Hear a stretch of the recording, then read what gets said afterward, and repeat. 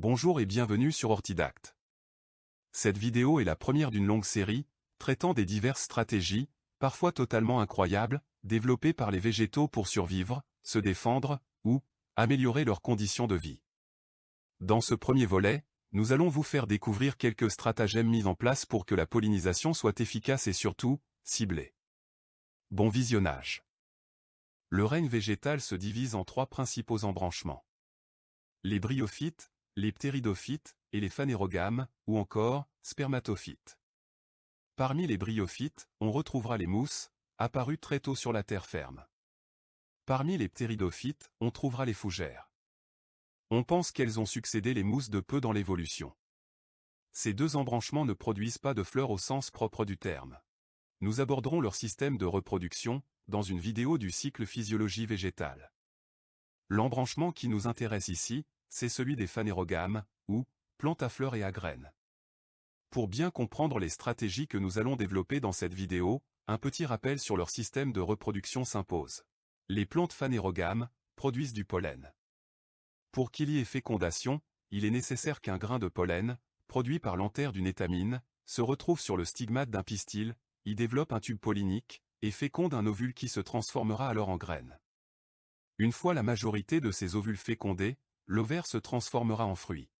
Les moyens de transport du pollen vers un pistil sont très diversifiés. Ainsi, les végétaux les plus archaïques utilisent le vent. C'est l'anémogamie. Une majorité, plus sophistiquée celle-là, utilise des insectes. C'est l'entomogamie. D'autres, plus sélectifs, utilisent certains oiseaux. C'est l'ornithogamie. Certaines fleurs, qui s'épanouissent la nuit, empruntent des chauves-souris. Attention, c'est la chiroptérogamie. Et enfin, certaines plantes aquatiques ou semi-aquatiques utilisent l'eau. C'est l'hydrogamie. Avant d'aborder le vif du sujet de cette vidéo, il faut encore préciser certaines choses. Beaucoup de personnes ignorent encore que toutes les fleurs ne sont pas du même genre. Il y a des hermaphrodites bien sûr, mais il y a également des fleurs mâles sans attribut femelle, et des femelles sans attribut mâle. De plus, la plante qui les porte peut aussi faire des combinaisons. Nous allons ici résumer. Pour plus de détails clairs, je vous invite à visionner la vidéo de physiologie axée sur la reproduction. Il existe donc des fleurs hermaphrodites. C'est-à-dire que dans une même fleur, on trouvera des organes de reproduction des deux sexes.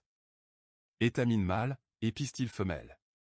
Il existe également des fleurs unisexuées mâles, dans lesquelles on ne trouvera que des organes de reproduction producteurs de pollen, des étamines munies d'anthères. Elles sont dites staminées. Il y a également des fleurs unisexuées femelles, dans lesquelles on ne trouvera que des organes de reproduction femelles, des pistils munis de stigmates. Elles sont dites pistilées. Mais comme nous l'avons déjà souligné, les plantes qui portent ces fleurs peuvent faire des combinaisons. Évidemment, il existe des plantes qui ne portent que des fleurs hermaphrodites. Elles sont elles-mêmes qualifiées d'hermaphrodites. Par exemple, le pommier. Mais il existe également des plantes qui portent des fleurs unisexuées mâles, et d'autres femelles, sur un même pied. Ces plantes sont qualifiées de monoïques. Par exemple, le bégonia. Et enfin, il existe des plantes qui ne portent sur un pied que des fleurs d'un seul sexe. Il y a donc des pieds mâles et des pieds femelles. Elles sont dès lors qualifiées de dioïques. Par exemple, le hou. On pourrait penser que les plantes hermaphrodites et monoïques sont en mesure de s'autoféconder, c'est-à-dire que leur propre pollen féconderait leurs propres ovules. Si cela est possible chez quelques rares espèces, ou dans certaines conditions dont nous reparlerons, dans la majorité des cas, ça ne marche pas. Et pour cause, la nature n'aime pas cela. En effet, pour qu'il y ait évolution, il faut un brassage de gènes. Un individu qui s'autoféconde ne donnera qu'un clone de lui-même et n'évoluera donc pas. Les premières stratégies consistent donc à éviter que le pollen d'une fleur féconde ses propres ovules, ou les ovules d'une fleur femelle du même pied, si la plante est monoïque. Soulignons au passage que les végétaux peuvent se cloner par multiplication végétative. Mais c'est un autre sujet, que nous développerons dans une autre vidéo. Donc, pour éviter d'être fécondés par leur propre pollen, les plantes utilisent différentes stratégies. Lorsque les fleurs sont hermaphrodites, et que l'autogamie ou autofécondation n'est pas désirée, 3 stratégies sont fréquemment utilisées. Soit, les étamines et les stigmates ne sont pas à maturité en même temps. Par exemple, chez le magnolia. Soit, une barrière génétique empêche l'autofécondation. C'est le cas par exemple chez le caféier.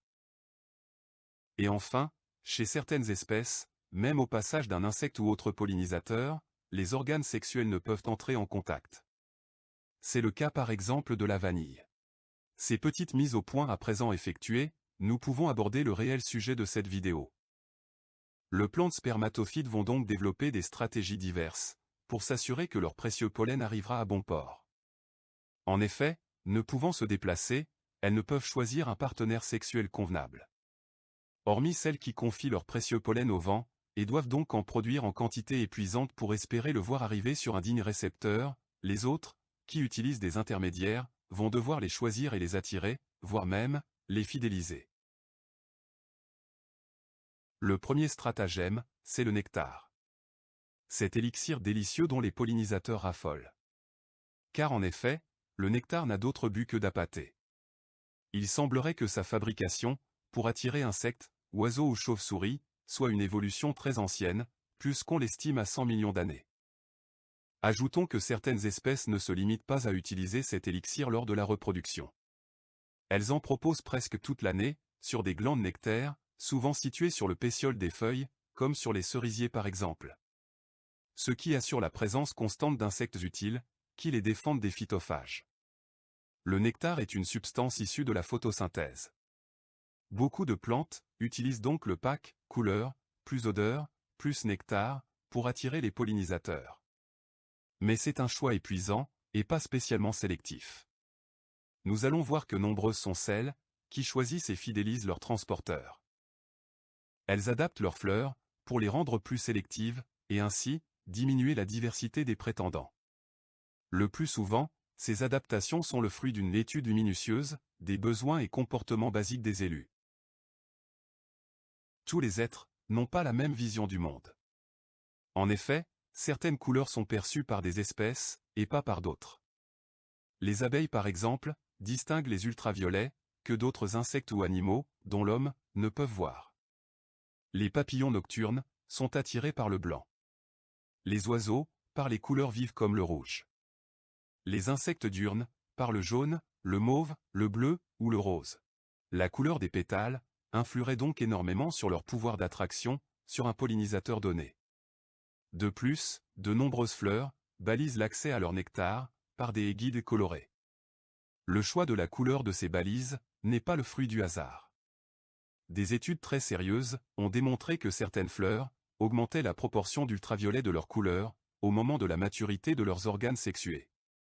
Le nectar quant à lui, n'est pas qu'une friandise sucrée. De nombreux éléments chimiques entrent dans sa composition, qui varie ainsi parfois fortement d'une espèce à l'autre. Outre le fait qu'il peut plaire plus à un pollinisateur qu'à un autre, certaines espèces y ajoutent des répulsifs pour éloigner les indésirables, ou, pire encore, des neuroleptiques, pour provoquer une accoutumance chez les élus. L'ellébore, dont les pétales sont réduits à l'état de sac à nectar, a fait l'objet d'études récentes, qui tenteraient de mettre en évidence le fait que la composition de son nectar change, en fonction des pollinisateurs les plus actifs au moment de sa floraison. En effet, à cette période précoce de l'année, la température est déterminante, car des insectes sont plus frileux que d'autres, et la population de pollinisateurs peut donc varier d'une année à l'autre. Si certaines espèces ont pu limiter de manière satisfaisante le nombre de leurs prétendants en adaptant la couleur de leurs fleurs, et la composition de leur nectar, d'autres, selon les cas, ont pris des chemins différents, ou ont ajouté de nouveaux filtres, pour les sélectionner plus sévèrement encore. D'énormes différences morphologiques existent entre les milliers de pollinisateurs qui peuplent un écosystème. La taille et le poids bien entendu, mais aussi la forme, et surtout, la longueur de l'appareil buccal. Entre le bec d'un colibri, la trompe d'un papillon, et la langue d'une abeille, il n'y a presque aucune comparaison possible. Entre la langue d'une abeille domestique, et celle d'une abeille des sables, c'est une question de taille. Certaines fleurs ont adopté des formes très compliquées, et leur nectar est stocké dans des endroits parfois très difficiles d'accès pour certains pollinisateurs. Ainsi, les abeilles à langue longue vont plutôt polliniser des fleurs dont le nectar est au fond d'un petit tube, comme la bourrache ou le lamier, alors que les langues plus courtes vont explorer des espèces plus accessibles comme les ombellifères, tels que la berce ou la carotte sauvage. Citons le cas de l'orchidée, Angraecum sesquipédale, dont l'éperon qui contient le nectar est tellement long, plus de 30 cm, que seul le papillon, Xanthopan morgani, dont la trompe est aussi longue, peut encore s'y intéresser, et donc venir se frotter à ses étamines. S'il est bien un art que maîtrise merveilleusement les fleurs, c'est celui du parfum. Qui ne s'est jamais enivré de la fragrance suave d'une rose ou d'un chèvrefeuille? Chaque espèce, voire chaque variété, possède son propre cocktail, souvent très élaboré. À l'heure actuelle, les laboratoires les plus spécialisés sont incapables de les reproduire exactement. Ils sont destinés à séduire des pollinisateurs ciblés. Cependant, comme pour les goûts ou les couleurs, tout le monde n'a pas les mêmes valeurs. Si certains animaux utiles à la pollinisation sont sensibles aux mêmes odeurs que l'homme, d'autres ont des préférences bien éloignées, et les végétaux qui les ont élus ne se soucient guère du qu'en dira-t-on. Le Stapelia pulvinata, par exemple, qui dégage une forte odeur de charogne, pour attirer les mouches à viande, ne fait preuve d'aucun scrupule. En plus de sa puanteur irrésistible, pour ces petits diptères avides de chair putréfiée, il s'est doté d'une couleur rougeâtre, de viande pourrie, et bien entendu, de poils pour faire plus vrai. À tel point que les mouches pondent leurs œufs sur ces pétales, les prenant pour de vrais cadavres. Bien entendu, les pauvres asticots qui en sortiront, n'auront rien à se mettre sous la mandibule, et périront rapidement. Si quelques nectaires sont présents, sur certaines espèces de Stapelia, c'est juste pour attirer les mouches vers les organes reproducteurs, car ils ne contiennent qu'un nectar médiocre.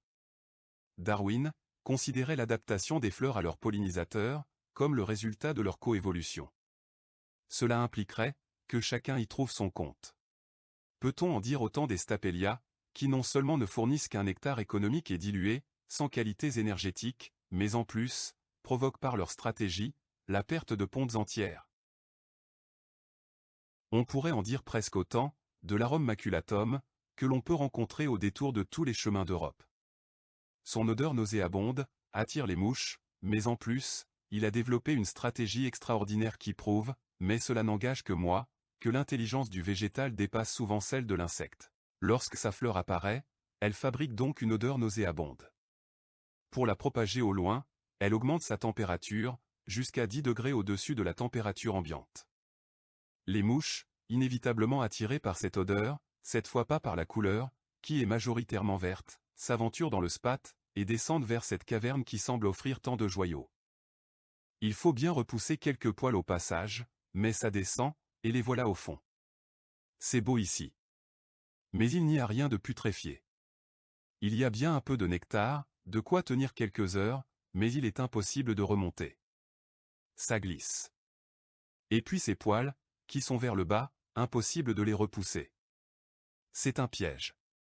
En effet, l'arôme attire les mouches dans sa fleur, mais les empêche de ressortir. Son piège est imparable. Des poils qui se dérobent en descendant, mais empêchent tout espoir de remonter, tant qu'ils sont vivants. Dans cette prison végétale, cohabitent des pièces florales mâles et femelles. Pour l'instant, seules les femelles sont fertiles. Les petites mouches, en se débattant, peuvent ainsi y déposer l'éventuel pollen d'un autre arôme, visité au préalable. Ce n'est d'ailleurs qu'à cette condition, que les étamines mûriront à leur tour. Quand les femelles seront fécondées. À ce moment, souvent le lendemain, elles libéreront alors leur pollen, et, comme par magie, les poils infranchissables jusque-là, se déroberont, et le spat deviendra rugueux. Les mouchettes seront libérées, et partiront vers un autre arôme. La pollinisation allogame sera ainsi assurée. Dans le genre Atrapnigo, les championnes sont sans aucun doute les orchidées.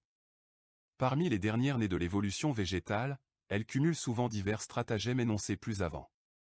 Couleur, odeur, nectar localisé dans des éperons difficiles d'accès, ou pièges. Mais dans la plupart des cas, elles ne se contentent pas de copier, elles innovent. Elles se sont dotées d'attributs fabuleux, dont les plus remarquables sont le labelle et les pollinies. Le labelle, c'est ce grand pétale modifié, qui orne souvent la partie inférieure de la fleur. Dans de nombreux cas, c'est une piste d'atterrissage qui non seulement accueille les visiteurs privilégiés, mais aussi, les dirige vers la source de nectar, par des balises colorées et odorantes, sans omettre bien entendu, Les détours d'usage par les organes sexués, qui la plupart du temps vont déposer ou recevoir le pollen, par des systèmes ingénieux de balancier et de contrepoids. Par exemple, le poids de l'insecte sur le labelle va abaisser les organes mâles, dont les pollinies, qui sont de petits sacs de pollen qui se détachent mécaniquement lorsqu'un système de balancier est activé, vont venir se coller à un endroit précis de son anatomie. Chez le Paphiopedilum, le labelle s'est transformé en une espèce de sabot qui sent bon le nectar, mais n'en contient pas. C'est un piège assez proche du spate de l'arôme, mais avec une variante. Il existe un passage secret. Quand un insecte échoue dans le sabot, il ne peut en sortir par l'entrée principale, car la forme de celui-ci ne le permet pas. Cependant, bien au fond, il y a une issue de secours. Après quelques recherches, le prisonnier s'y engage et remonte vers la sortie. Chemin faisant, il va tout d'abord rencontrer le stigmate, organe femelle, et s'y frotter. S'il vient de visiter une autre fleur, il lui laissera les pollinies qu'il a reçues. Ensuite, c'est au tour du rostellum, qui ne manquera pas de lui coller à nouveau des pollinies, avant de le laisser s'envoler vers de nouvelles aventures. Le pollen d'une autre fleur a été recueilli, et le pollen de la fleur visitée a été déposé, et sera transporté. Les leurres sont certainement les stratégies les plus étonnantes développées par les végétaux pour se reproduire. Si le Stapelia, dont nous parlions plus tôt, est interpellant, certaines orchidées comme les Ophrys par exemple, sont époustouflantes. Le labelle cette fois n'est pas une piste, un guide, ou un piège. C'est un formidable leurre sexuel. Il imite à la perfection la femelle de l'individu élu pollinisateur. Non seulement la forme et la couleur, mais aussi la pilosité et l'odeur. Tous les jeunes mâles se laissent prendre, et viennent frénétiquement s'accoupler avec ces femelles chimériques, décrochant dans leurs ébats les pollinies collantes des alentours, puis s'en allant les déposer sur d'autres partenaires factices. Les organes sont disposés de manière à ce que les pollinies, déposées lors du pseudo-accouplement, ne puissent se retrouver sur le stigmate de la même fleur. Le phénomène de mimétisme des Ophrys est si particulier, que les botanistes leur ont souvent attribué des noms en rapport avec le pollinisateur imité. Nous savons à présent que les orchidées ont développé des organes de pollinisation ingénieux comme le labelle et les pollinies, ces dernières étant censées se déposer mécaniquement sur le dos des insectes visiteurs. Dans le cas de l'orchidée Catasetum, on ne peut pas vraiment parler d'un dépôt, mais d'une propulsion violente, d'où son nom vernaculaire d'orchidée arbalète. En effet, cette orchidée attire ses pollinisateurs non seulement avec son parfum irrésistible, pour les insectes, mais également en leur proposant de l'eau, généralement contenue dans une petite outre au fond du labelle. Pour accéder à cette outre, il faut inévitablement frôler une ou deux antennes, qui vont déclencher l'expulsion des pollinies comme un élastique. Certains insectes ne sont pas armés pour supporter ce choc. Par exemple s'ils sont trop petits, le Catasetum étant généralement pollinisé par des abeilles. Ils peuvent en ressortir atrophiés. Voire, ne pas en ressortir du tout. Si de nombreuses plantes utilisent de belles couleurs, et un nectar agréable pour attirer les pollinisateurs, certaines vont plus loin, et indiquent aux pollinisateurs quelles fleurs polliniser et quelles fleurs éviter. C'est le cas par exemple du marronnier. En effet, si de loin, ces inflorescences semblent porter des fleurs identiques, en observant d'un peu plus près, on va remarquer quelques différences notables, qui en plus vont évoluer au fil des jours. Avec cette vue rapprochée, on remarque immédiatement que les fleurs ne sont pas seulement blanches. L'intérieur aussi est coloré. Et parfois, il est jaune, parfois orange, parfois rouge. C'est un code. En effet, lorsqu'une fleur est pollinisée, il n'est plus nécessaire d'y installer du nectar. Un insecte qui la visiterait par hasard serait déçu et se détournerait vers un autre arbre. Afin d'éviter ce désagrément, le marronnier prévient ses visiteurs. Comme la couleur préférée d'une majorité de pollinisateurs est le jaune, les fleurs avec l'intérieur jaune sont celles qui n'ont pas encore été fécondées, et qui contiennent encore beaucoup de nectar. En revanche, les fleurs présentant un intérieur rouge, ont été fécondées et ne contiennent plus de nectar. Les oranges quant à elles, sont simplement les jaunes en transition vers le rouge. Et pour terminer, prenons l'exemple le plus simple, le saule. Il ne se soucie guère de tous ces stratagèmes. Il ne fait même pas des fleurs colorées. Et pour cause. Il fleurit sitôt qu'il n'a presque aucune concurrence. Cependant, son nectar est succulent, riche et abondant. Ceci était le premier volet des vidéos consacrées aux stratégies végétales. Je vous remercie de m'avoir suivi jusqu'au bout de cette vidéo. J'espère que vous y avez trouvé quelques faits nouveaux et pourquoi pas, avez-vous été surpris de l'une ou l'autre stratégie. Le prochain volet sera consacré aux stratégies de dissémination. Là encore, je vous promets quelques surprises de choix.